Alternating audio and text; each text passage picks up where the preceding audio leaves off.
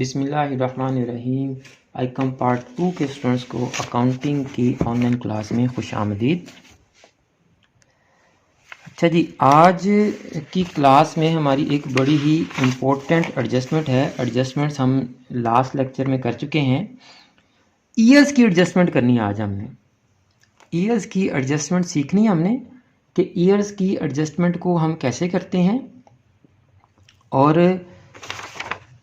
उन एडजस्टमेंट्स का इन एडजस्टमेंट से क्या लिंक है। यानी एडजस्टमेंट एक ही है। अब जैसे ये मैंने आपको बताया था कि ये टर्म्स यूज़ की जाती हैं, वो आपको क्वेश्चन में डॉज करने के लिए different terms, different phrases, different style use कर सकते हैं। ठीक है जी। स्टील लॉइंग को हम टिपिकल लैंग्वेज में आउटस्टैंडिंग पढ़ते हैं। वो एक्सपेंस हो तो वो पेबल होगा, अगर आउटस्टैंडिंग रेवेन्यू हो तो वो रिसीवेबल होगा। यानी कि इन तमाम के लिए हम आउटस्टैंडिंग यूज़ करते हैं। एरिया, स्टील लॉइंग, still to be, not yet. ठीक है जी। तो अब इन्हीं एडजस्टमेंट्स को वो ईयर्स के रेफरेंस से कैसे आपको देगा क्वेश्चन में, तो हमने उसको करना क्या है, बहुत ही आसान है, वो टू मच इजी। देखें जी, आपके यहाँ पे होंगे 3 साल। कितने साल होंगे जी? 3 साल। 1 इज करंट ईयर,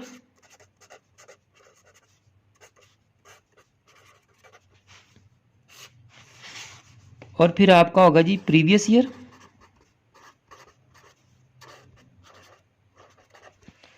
और फिर आपका होगा जी नेक्स्ट ईयर।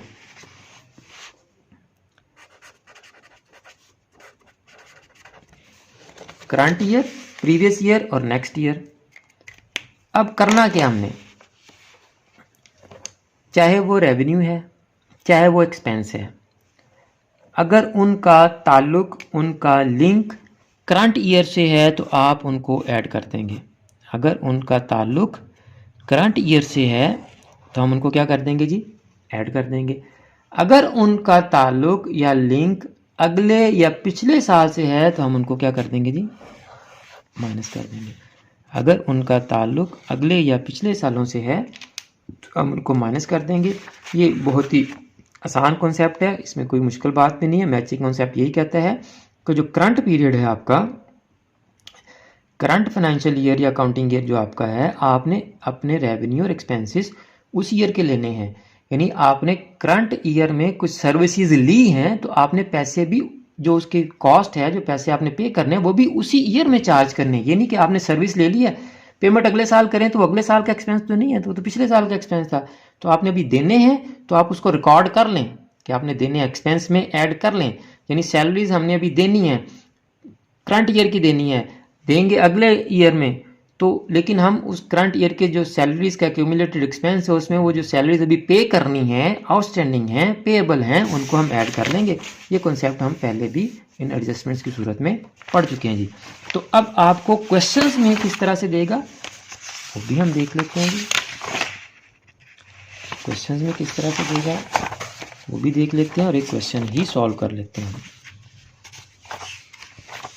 कहाँ तक क्वेश्चन सॉल्व कर लिए जी इसके हमने? 3 या 4 तक कर लिए, 6 तक कर लिए। ये इसके कॉन्सेप्ट तो आ गए उसमें, 6 तक कर लिए हैं। 4 तक है, 4 तक ना? हाँ जी। 5 हम करेंगे आज, क्वेश्चन नंबर 5। 3 तक मैंने आपको शायद रीड करवाया था जी सर, 3 तक करवाया था, और वो ईयर्स वाले भी नहीं किए, ईयर्स वाले नहीं किए भी। तो 4 में आपको रीड करवा देता हूँ, बल्कि 4 में भी है आपका ईयर्स का लिंक, और 5th बहुत ईजी है, 5th में आपको रीड करवा दूंगा, 4 में आपको सॉल्व करवा देता हूँ। ठीक है जी। कह रहा है जी, following is the receipts and payments accounts of an officers club for the year ended 31 December 2005। तो इसका मतलब हमने 31 दिसंबर 2005 की स्टेटमेंट बनानी है, तो 2005 हमारा करंट ईयर हो गया। अब अगर वो 2006 की बात करेगा तो नेक्स्ट ईयर 2007 की बात करेगा तो वो भी, उससे भी नेक्स्ट ईयर 2004 की बात करेगा तो प्रीवियस ईयर है, 2003 की बात करेगा तो वो भी प्रीवियस ईयर है। ठीक है जी। तो पहले तो आ गया जी ओपनिंग बैलेंस, और हम पढ़ चुके हैं पहले लेक्चर में कि ओपनिंग बैलेंसेस नहीं आने जी, ना ही क्लोजिंग बैलेंसेस आएंगे। यहाँ तो सिर्फ कैश का है ना, कैश के अलावा भी कोई और भी ओपनिंग बैलेंस होगा तो वो भी नहीं आएगा। उसके बाद है जी आपकी सब्सक्रिप्शन है, इंटर्न्स फी है, सेल ऑफ ओल्ड मैगजीन है, इंटरेस्ट इन्वेस्टमेंट है, अदर सीट्स है। फिलहाल तक ये सारे जाएंगे इवन और अनलेस एडजस्टमेंट में अगर उसने कुछ ना हमें इंस्ट्रक्शन दी हो तो। इधर आ जाएंगे सैलरीज जाएंगी, telephone charges, insurance, miscellaneous, subscription to newspaper. ये सब्सक्रिप्शन टू न्यूज़पेपर से ये मुराद है कि हमने न्यूज़पेपर जो बाय करते हैं वो कुछ लोग डेली पेमेंट कर देते हैं, कुछ वीकली कर देते हैं, कुछ मंथली कर देते हैं, कुछ एनुअली उसकी जो है वो जो है पेमेंट कर देते हैं, तो वो इसको कहते हैं सब्सक्रिप्शन। तो वो फिर उनको हर साल पूरा साल जो है वो डेली बेसिस पे न्यूज़पेपर आता रहता है जी। परचेज ऑफ स्पोर्ट्स मटेरियल, तो इसमें भी कोई नई चीज़ नहीं है जी, क्लोजिंग बैलेंस नहीं जाएगा, सारा कुछ बाकी जाएगा। स्पोर्ट्स मटेरियल देख लेंगे इन हैंड कितना, तो वो बाकी का हमारा जो है ना वो एक्सपेंडिचर साइड पर आ जाएगा। अब देखते हैं हम एडजस्टमेंट्स। तो एडजस्टमेंट्स जिस जिस आइटम के साथ होगी हम उसको मार्क कर लेंगे।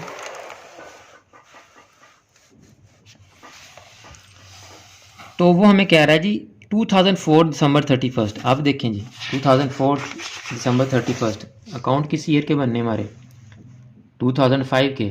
अब वो बात किसकी कह रहा है, 2004 की। इसका मतलब प्रीवियस ईयर की बात कर रहा है। इसमें देखते हैं कोई इनकम या एक्सपेंस होगा तो उसको हमने उस कंसर्निंग इनकम या एक्सपेंस में से क्या कर देना है, माइनस कर देना है। वही प्रीवियस ईयर वाला कॉन्सेप्ट, ठीक है जी। 2004 प्रीवियस ईयर होगा ना हमारा, 2005 करंट ईयर है, तो 2004 प्रीवियस ईयर होगा। अब अगर इसमें किसी इनकम या एक्सपेंस की बात करेगा तो हमने उसको माइनस करना है। अगर कोई एसेट या लायबिलिटी की बात करेगा तो हमने उसको कुछ भी नहीं करना। बिल्कुल उसी तरह जिस तरह हमें क्वेश्चंस में एसेट दिए होते हैं तो हम उनका कुछ भी नहीं करते, क्योंकि हम इनकम एंड एक्सपेंडिचर अकाउंट बना रहे हैं। जब बैलेंस शीट बनाएंगे तो ये सारे एसेट्स एंड लायबिलिटीज वहां जाएंगे। बैलेंस ऑफ इन्वेस्टमेंट, तो एसेट आ गया ना पहले ही, इसका कुछ भी नहीं करना हमने। बिल्डिंग एसेट, इसका भी कुछ नहीं करना हमने। सब्सक्रिप्शन ड्यू ₹3000, अब ये किस ईयर की रहती है, 2004 की। तो इसको हम क्या कर देंगे जी, माइनस कर देंगे। 3000 को सब्सक्रिप्शन में से माइनस कर देंगे। अब वो कह रहा है the balance as on 31 December 2005 are, अब 2005 करंट ईयर की बात कर रहा है। सब्सक्रिप्शन ड्यू ₹2500, तो ये सब्सक्रिप्शन में 2500 ऐड हो जाएंगे, यानी सब्सक्रिप्शन के साथ दो एडजस्टमेंट्स आ जाएंगी। ये पिछले साल की सब्सक्रिप्शन जो रहती थी ये माइनस कर देंगे, और ये जो इस साल की अभी वसूल करने वाली रहती है ये ऐड कर देंगे। डेप्थ से बिल्डिंग बाय 5%। अब समझ आई कि यहाँ बिल्डिंग देने का मकसद क्या है। यहाँ बिल्डिंग की वैल्यू देने का मकसद ये है कि उसने डेप्रिसिएशन की एडजस्टमेंट दी है, तो इस बिल्डिंग की अमाउंट पर हम 5% डेप्थ से ले लेंगे और वो एक्सपेंडिचर साइड पर आ जाएगी। Interest on investment of ₹500, interest on investment income है तो ये 500 इनकम में ऐड हो जाएगी। और prepare income and expenditure account, तो हमारी एडजस्टमेंट सब्सक्रिप्शन के साथ है और इंटरेस्ट ऑन इन्वेस्टमेंट के साथ है। तो देखें जी ये पहले से जो, क्योंकि बार बार इन्हीं बुक से मैं क्वेश्चंस करवाता हूँ, तो आप भी उनके साथ डॉट लगा लिया करें जिन अकाउंट्स के साथ, जिन आइटम्स के साथ एडजस्टमेंट होती है, ताकि जब आप उसको इनकम या एक्सपेंडिचर साइड पर लिखने लगें तो आपको पता चल जाए कि इसके साथ एडजस्टमेंट है, इसको मैंने इनर कॉलम में लिखना है और फिर मैं इसका आउटर कॉलम में लेके जाऊंगा। तो मैं स्पेसिफिक बना लेता हूँ जल्दी से।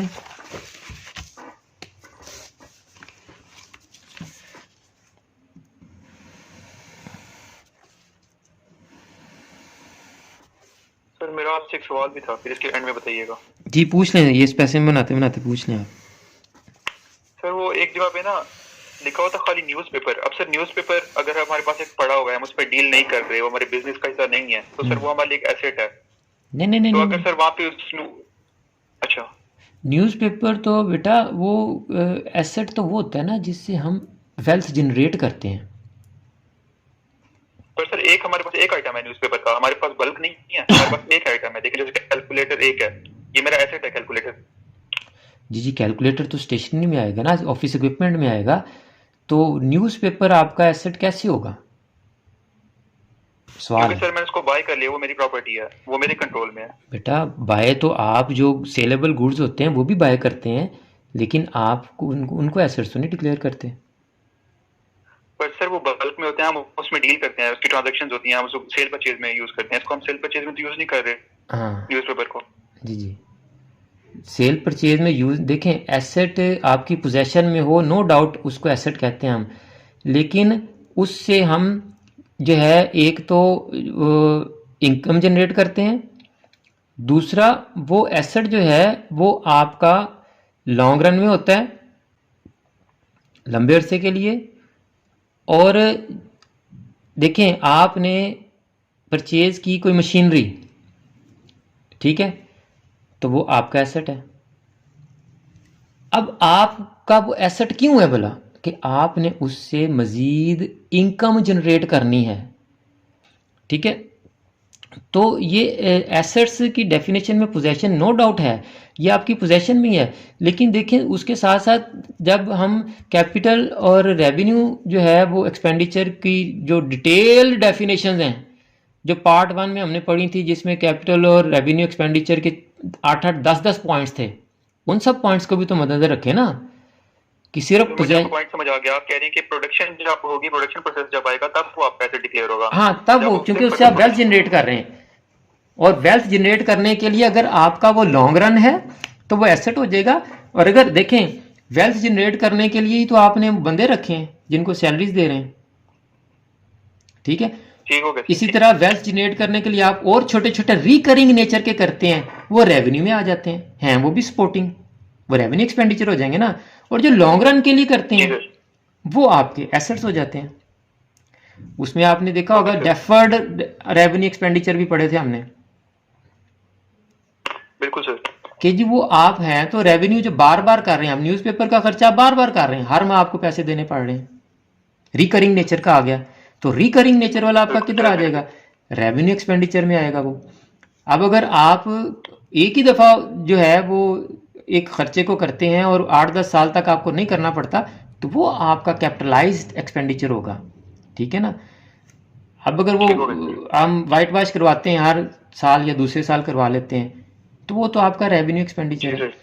अब अगर आपने वाइट वॉश की बजाय पेंट करवा लिया है, हैवी एक्सपेंडिचर कर लिया, लेकिन अब उस खर्चे की नेचर जो है वो रेवेन्यू है, अब आपको वो बार बार नहीं करना पड़ रहा, तो आप उसको डेफर्ड कर लेंगे और हर साल थोड़े थोड़े पैसे काटते रहेंगे।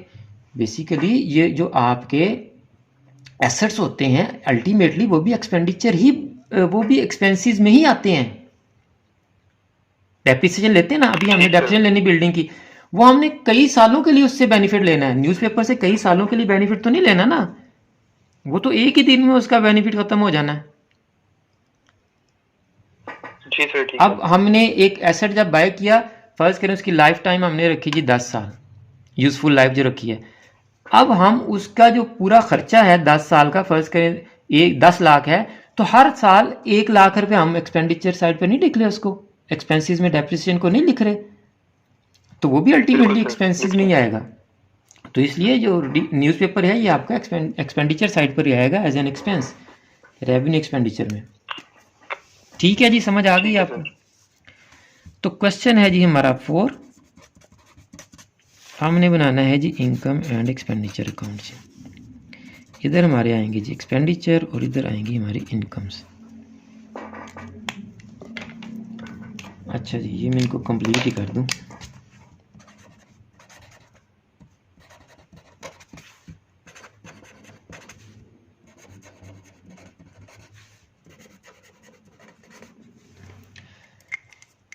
अच्छा जी, एक्सपेंडिचर लिख लें पहले हम, ये रहे जी, ठीक है जी, दोनों फ्रेम में है। सैलरीज आ गई जी हमारी,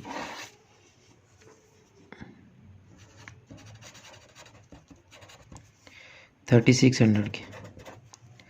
टेलीफोन चार्जेस आ गया जी हमारा 750 का।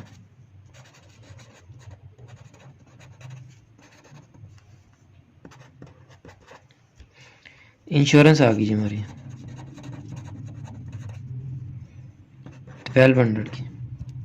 मिसलिनियस एक्सपेंडिचर आ गया जी 480 के जी। सब्सक्रिप्शन टू न्यूज़पेपर आ गया जी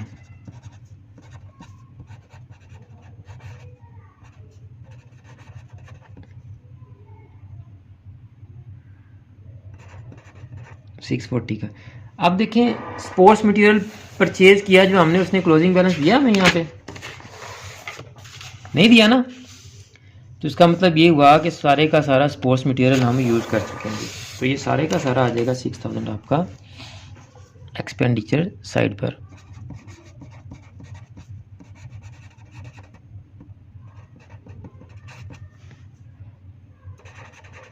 अब हम अपनी जो रिसीट्स हैं उनको लिख लेते हैं, साथ एडजस्टमेंट्स भी हैं दो हमारी।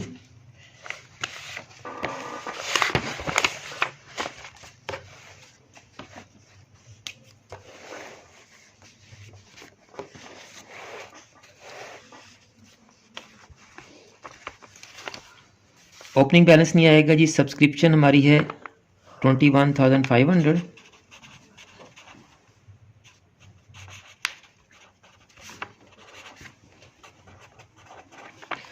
अब इसके साथ हमारी दो एडजस्टमेंट थी, ये जो हमारी लास्ट ईयर की थी 2004 की वो माइनस करेंगे और करंट ईयर की 2500 ये ऐड करेंगे।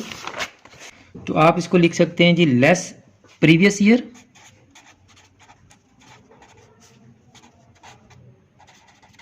या आप ये भी लिख सकते हैं कि जी फॉर 2004, क्योंकि ये पिछले साल की है। तो 3000 हम माइनस करेंगे जी, ये हमारे पास आ गई 18,500। अब ऐड करेंगे जी करंट ईयर की, ये देखें जी 2005 की सब्सक्रिप्शन ड्यू 2500, तो ये हम यहाँ लिख देते हैं जी फॉर 2005, दोनों तरह से मैंने आपको लिख के दे दिया जी 2500, ये आपका आ गया जी 21,000। अब नेक्स्ट आपकी रिसीट क्या है जी, इंट्रेंस फी 1300,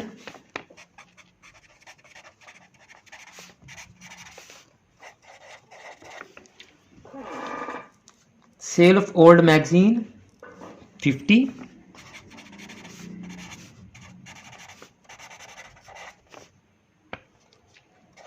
₹50 जी।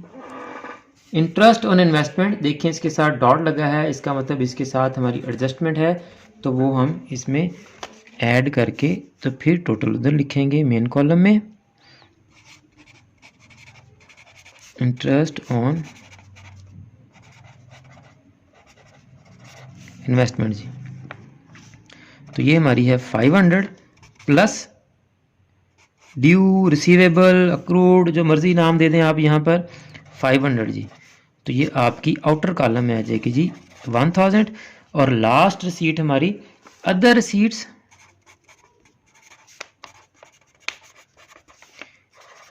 800 जी। अब आप देखें ओवरव्यू करें तो आपकी इनकम साइड का टोटल ज़्यादा होगा, तो इनकम साइड का आप टोटल कर लें इधर। तो इनकम साइड का टोटल आपका आ गया जी 24,150, यही टोटल आपका इधर आ जाएगा। 24,150 में से आप ये सारे एक्सपेंडिचर माइनस करेंगे तो आपका सरप्लस आ जाएगा 10,230, 10,230 इज आर सरप्लस जी। तो ये हमारा क्वेश्चन नंबर 4 सॉल्व हो गया है। क्वेश्चन नंबर 5 इसी तरह से है, आप उसको भी सॉल्व कर लेंगे। और अगर आपने अभी तक हमारा YouTube चैनल सब्सक्राइब नहीं किया या Facebook पेज लाइक नहीं किया तो आप YouTube चैनल को सब्सक्राइब कर लें या Facebook पेज को लाइक कर लें। ऑनलाइन क्लास में जितने भी लेक्चर्स हो रहे हैं हम उन तमाम लेक्चर्स की वीडियोस YouTube पर भी अपलोड कर रहे हैं और Facebook पेज पर भी अपलोड कर रहे हैं। आप अगर कहीं से क्लासेस नहीं ले सकते तो आप इन वीडियोस को देखकर घर बैठे तैयारी कर सकते हैं। इसी तरह आप इन वीडियोस को ज़्यादा से ज़्यादा फॉरवर्ड भी करें ताकि आपकी वजह से बाकी बच्चे भी घर बैठ के अपने सब्जेक्ट्स की तैयारी कर सकें और पेपर्स में अच्छे मार्क्स ले सकें। मुझे भी अपनी दुआ में याद रखा करें। जज़ाकल्लाह।